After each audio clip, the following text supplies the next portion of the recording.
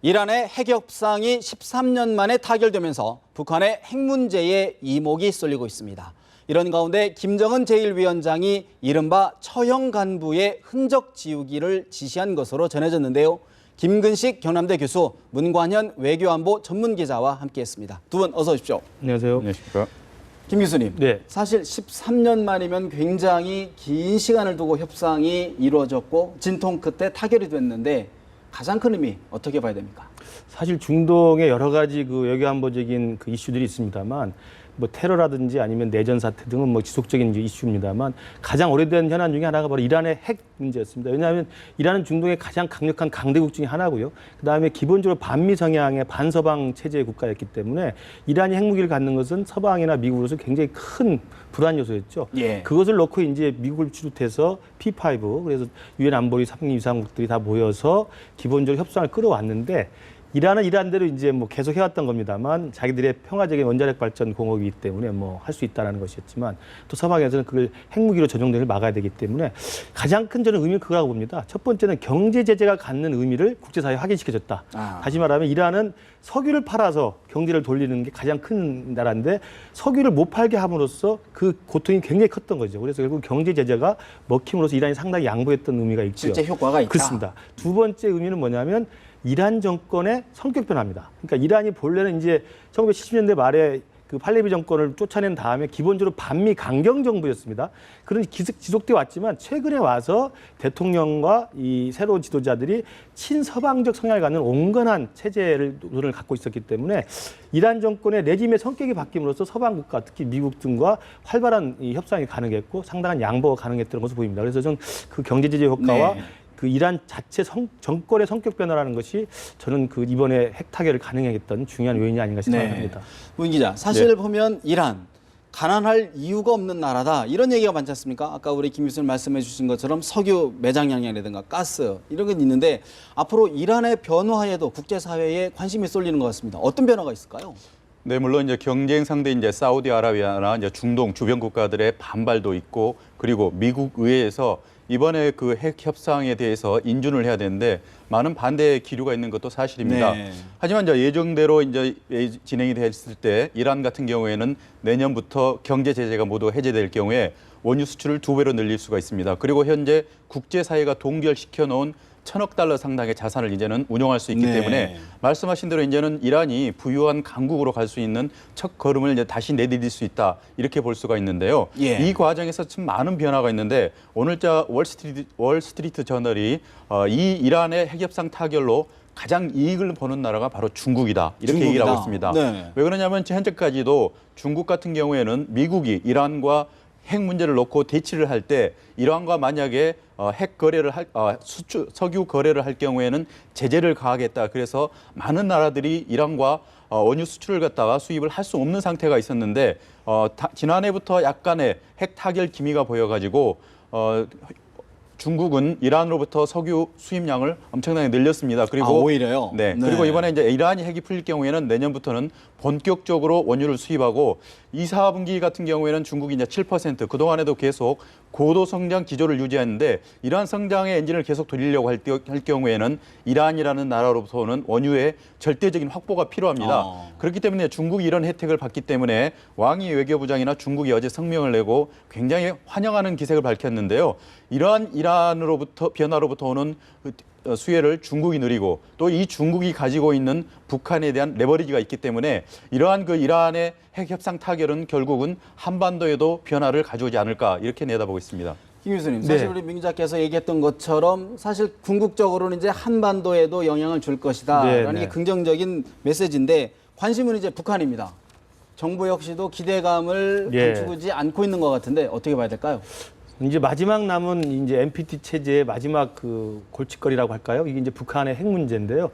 사실 이란 핵 문제 협상 타결 과정을 보면서 북한과 이걸 그대로 기계적으로 그 등치시키는 굉장히 어려운 점이 있습니다. 상황 자체가 다르고 그다음에 역사적 배경이 다르기 때문에 그대로 뭐 하기는 어렵습니다만, 그럼에도 불구하고 이제 국제사회의 마지막 남은 비확산 체제의 마지막 해결해야 될 문제가 바로 북한 핵 문제라는 점에서 이제는 미국을 비롯해서 서방의 모든 국가들이 북한의 핵 문제를 해결하기 위해서 저는 노력을 기울일 수 있다는 점에서는 큰 압박 효과가 있다고 봅니다. 네. 두 번째로는 이것이 북한에 주는 압박이라는 것은 뭐냐면 이제 이란까지도 스스로 양보를 하고 타협을 해서 핵 문제를 해결했고 핵무기를 포기했다는 결론이기 때문에 이것은 리비아 가다피가 핵을 포기한 데 이어서 이란이라고 하는 믿었던 반미 정부까지 이제는 핵을 포기한 것이기 때문에 네. 북한으로서도 이제는 우리밖에 남지 않았다라는 좀 절박함이 있을 거라고 생각을 합니다. 그럼에도 불구하고 두 번째 또 제가 말씀드리고 싶은 이란의 어떤 영향이라는 건 뭐냐면 북한이 좀 압박감을 느끼는 것도 있지만 저는 미국도 압박감이 있을 거라고 봐요. 왜냐하면 어떤 압박감? 미국이 이제 이란이라는 굉장히 풀교류 문제를 말끔히 해결하지는 않았지 어쨌든 일단락을 졌기 때문에 이제는 그 북한도 해결해야 되는 게 아니라는 스스로의 어떤 필요성이 있다고 생각합니다. 그래서 이제는 이란에 가서 우리가 미국이 가서 협상을 하고 끈질기게 노력을 했던 것처럼 지금 사실은 2008년 이후에 미국은 북한 핵 문제에 대해서는 손을 놓고 있는 상태 아닙니까? 그렇다면 이란의 핵 협상을 타결시킬 것처럼 보다 적극적이고 보다 외교적인 노력들을 미국 스스로도 해야 된다는 압박감이 있을 거라고 보고 그래서 마지막 북핵 문제마저 평화적 해결을 통해서 협상을 통해서 해결한다면 미국으로서는 마지막 외교적 성과, 외교적 내전들을 가져올 수 있을 거라고 생각합니다. 우리 정부 입장으로서도 굉장히 좋은 시나리오인 것만큼은 틀림없는 것 같은데 또 사실은 부정적으로 보는 경우도 많지 않습니까? 이미 북한의 뒷문, 경제 제재를 해봐야 뒷문이 중국으로 열려있기 때문에 효과가 없다. 또 이미 북한은 핵 보유국이다. 이렇게 선언하고 있지 않습니까? 어떻게 보십니까? 네, 가장 중요한 것이 그동안에 이제 북한의 핵 또는 이제 미사일 도발로 인해서 유엔 차원에서만 5차례 결의안이 채택이 됐습니다. 북한을 대북 제재 결의안을 통과시키지만 번번이 그 효과를 발휘할 수 없었던 건 방금 말씀하신 대로 북한에 가장 필요로 한 것이 에너지와 식량인데요. 네. 이런 에너지와 식량이 대부분이 중국으로부터 무상 원조로 지원이 되기 때문에 대북사회 북한에 대해서 제재를 한 국제사회 결의안들이 모두 효과를 발휘를 하지 못했는데요. 문제는 김정은 체제 출범과 맞물려서 시진핑 체제가 역시 출범을 하면서 북한과 북중 관계가 삐그덕거린다는 것이 가장 중요한 부분입니다. 네. 2012년 12월 같은 경우에는 북한에서 장거리 로켓 은하 3호를 발사하는데 이 은하 3호를 발사하는 과정에서 중국에서는 많은 외교력을 동원해서 북한을 제지를 하려고 했습니다. 하지 마라. 네. 하지만 이제 북한에서는 중국의 제지를 오히려 무시라도 하듯이 장거리 로켓을 발사를 해서 국제사회에서 이제 중국의 체면이 구겨졌고 그 이후에 2013년 1월에 유엔 차원에서 대북 제재 결의안 2087호가 채택이 됐는데요. 이때부터 중국의 태도가 바뀌었습니다. 북한에 대한 제재에 동참을 했고요. 그동안에는 그 중국의 입장에서는 북한을 형의 입장에서 대부분 싸고 돌았고 경제적인 부분에서도 대부분 무상 원조에 가까울 정도로 지원을 해줬었는데요. 그 이후에는 매우 엄격한 잣대를 들이대고 있습니다. 특히 지난 5월 같은 경우는 존 케리 미 국무장관이 우리나라를 방문하기 전에 중국을 방문하고 한국을 방문했었는데요. 그때 중국을 방문하고 나서 한국에 와서 자신의 중국과 한국 방문의 목적은 바로 북한을 갖다가 제재하게 한 그 제재를 구체하게 한 데 있다 이렇게 표현을 했었거든요. 아직까지는 뭐 구체적으로 밝혀지진 않았지만 금융 문제 또는 이제 국경 차원의 이런 문제다 이렇게까지만 언지를 주고 떠나갔지만 분명한 것은 지금 중국도 북한에 대해서는 제재에 분명히 동참하고 있기 때문에 국제사회로부터 여러 가지 변수고는 결국 이제 중국도 북한을 항상 싸고 돌 수는 없다는 이러한 상황 변화가 있다는 점을 지적하고 싶습니다. 어쨌든 북한의 개방, 어떤 대화에 나오는 어떤 압력 요소는 될 것이다. 이렇게 보셨는데 김 교수님 또 우리 정부 입장에서는 비핵화가 대화의 전제 조건이 아니다. 홍영표 통일부 장관이 밝혔는데 이 부분은 좀 어떻게 해석해야 됩니까? 저는 굉장히 긍정적인 신호라고 봅니다. 우리가 기억하듯이 지난 정부죠. 이명박 정부에서는 이제 대북 정책이 비핵 개방 3천이라고 그래서 핵 문제 해결, 비핵화라는 것을 사실은 남북 관계에 어떻게 보면 전제 조건으로 달아놔서 사실 남북 관계가 한 발짝도 진전을 못했습니다. 그러나 지금 박근혜 정부 들어와서는 한반도 신뢰 프로세스라고도 그렇고 그다음에 또 박근혜 대통령이 누차 이야기한 것처럼 비핵화를 목표로서 강조를 합니다만 비핵화가 마치 모든 대화의 선결 조건으로 제시되지는 않고 있습니다. 그걸 다시 한번 지금 홍영표 장관이 확인한 것이기 때문에 이번에 이란 핵 협상에 타결된 것에 이어서 이제 국제사회가 다시 한번 북한의 핵 문제에도 이제 이목이 집중되고 미국과 중국과 우리 한국도 보다 적극적 노력을 통해서 북한의 핵 문제 협상에 나설 수 있도록 힘을 모아간다면 북한이 의지만 있다고 한다면 좀 육자회담에 재가동되든지 아니면 북미 협상이 재가동되든지 우리가 기억하는 것처럼 2012년에 229 합의라는 게 있지 않았습니까? 그래서 북한과 미국 사이에도 사실은 비핵화를 최종 목표로 하되 핵 동결이나 모라토리엄 정도로 하고 미국이 대북전을 개시하는 것에 해서 일정한 합의를 이끌어냈던 적이 있거든요. 어떤 절충점이 그렇습니다. 있다. 그래서 예.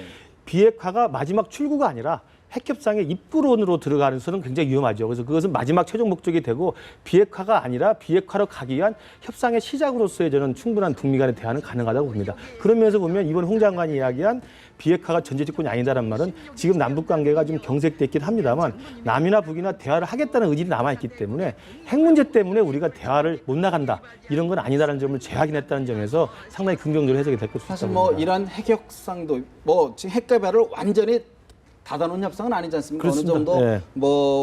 자본 해결이라든 그런 쪽에는 열어놨기 때문에 북한도 그런 절충점을 찾을 수 있지 않을까 이렇게 봐야 될 것 같고요. 화제를 좀 돌려보겠습니다. 지금 북한 요즘 공포 정치가 아주 이슈가 되는데 어제 국회에서 국정원이 70여 명을 숙청한 거를 확인을 했죠. 어떤 의미입니까? 지금 공포 정치가 이제 이른바 김정은식의 공포 정치가 지금 굉장히 주목을 받고 있는데요. 장성택 처형이요, 이번 현영철 처형이 이제 공식 확인이 됐고, 그 다음에 집권 4년 차입니다만 거의 70여 명이 숙청됐다는 것을 지금 어제 정보위에서 국정원이 확인했다는 것은 김정은 시대로의 이제 과도기적 권력이 계승되면서 승계되면서 과거에 아버지 시대에 있었던 기존의 권력 엘리트들 또 새로 등장하는 권력 엘리트 사이에 부침이 있었다는 것을 우리가 확인할 수 있는데요. 저는 이제 두 가지 면을 좀 구분해서 봐야 된다고 생각합니다. 하나는 김정은이 어제 국정원장도 이야기했듯이 조급하고 굉장히 그 불안정하고 굉장히 시급한 그런 차원에서 상당히 좀 독단성 있게 이 처형을 결정한다는 면에서 굉장히 문제가 있다고 보는데요. 그런 측면이 분명히 김정은식의 공포정치 한 특성을 이루고 있습니다만 또 길게 본다면 김일성도 50년 정도의 권력을 유지했던 장기 독재 정권이었고 김정일도 한 17년 정도의 장기 독재 정권이었습니다. 지금 김정은도 사실은 만약에 쿠데타라든지 아래로부터 혁명에 의해서 정권이 바뀌지 않는 한 목숨이 살아있는 동안 종신으로 가는 거 아닙니까? 그렇다면 오랫동안 지속될 수 있는 장기 독재 체제가 새로 등장하는 데에는요.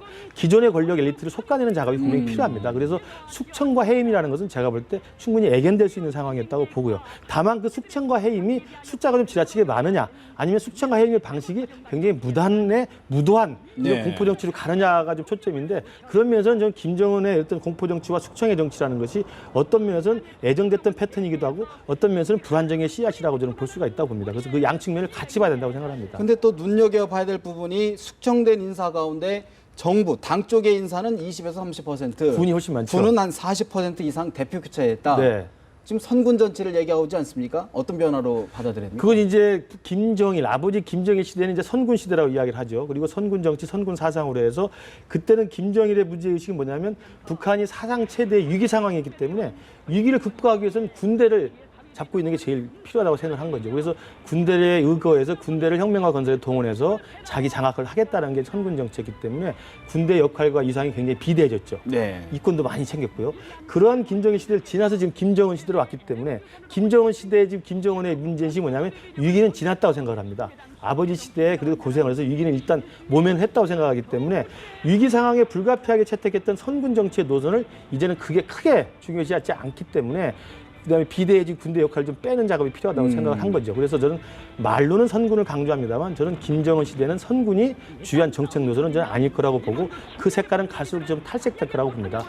그 과정에서 이제 군부 역할이 좀 많이 빠지고 있다고 그런 봐야 부분들 되죠. 좀 김정은 체제가 좀 흔들리는 것 아니냐 이런 분석도 있던데 그런 것도 어떻게 봐야 될까요? 김정은이 군대를 장악할 수 있다는 점은 뭐 이중적인 겁니다만 군부 인사를 많이 교체하고 숙청했다는 것은 권력의 불안정성이기도 합니다만 그만큼 김정은이 군대에서 확고하게 리더십을 장악했다는 측면도 같이 됩니다. 그래서 저는 지난 2012년에 그 리용호가 해임된 거라든지 그다음에 뭐 현영철 인민무력부장 해임된 거라든지 각종 그 장령급이나 장성급들이 이 군 칭호가 이렇게 뛰었다 붙였다 한다든지 이런 것들이 불안정의 반증이기도 합니다만 그만큼 김정은의 자기 결정에 의해서 자기 엘리트들에 대한 확실한 장악이라는 측면도 저는 동시에 존재한다고 봐야 자신감도 있는 것이다. 그렇군요.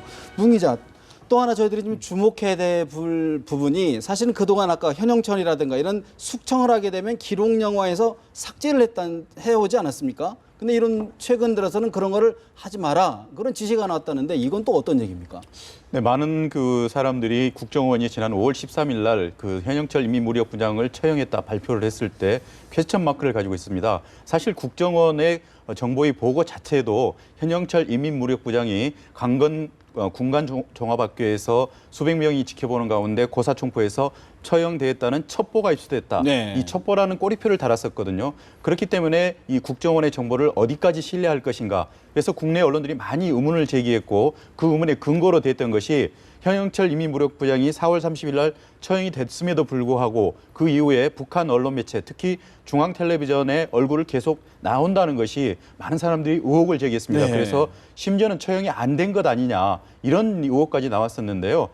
결론적으로 말씀드리면은 김정은이 이러한 부분에서 흔적 지우기 작업을 하지 말아라. 그것을 근거로 남한이나 국제사회가 북한을 갖다가 읽어내는 하나의 키워드가 될 수 있다. 이렇기 때문에 김정은의 지시에서 현영철 인민무력부장의 처형이 하나의 어떤 그 기록상에서는 이루어지지 않고 있다는 점을 볼 수가 있는데요. 하지만 국가정보원의 이번에 정보력에 많은 사람들이 어떤 신뢰라면 신뢰를 할 수밖에 없었던 것은 그 의혹에도 불구하고 결국은 국정원에서 이러한 그 언론의 의혹마저도 결국은 해소를 시켜줬다 이런 부분에 많은 의미를 부여하고 싶습니다. 네. 특히 이제 북한 같은 경우에는 향후에 본인들이 정치적인 이유에 따라서 여러 가지 상황 변수에 따라서 어떤 주요 인사들을 처형할 가능성도 있지만 그동안에는 이제 북한을 속사를 들여다볼 수 없는 그런 특성상 북한 언론을 통해서 우리가 북한을 네. 거꾸로 이제 해석을 해왔었는데요. 이러한 이제 해석마저도 불가능할 정도로 이번 현영철 인민무력부장의 처형의 일반 프로세스를 우리가 봤을 때는 북한이 오히려 더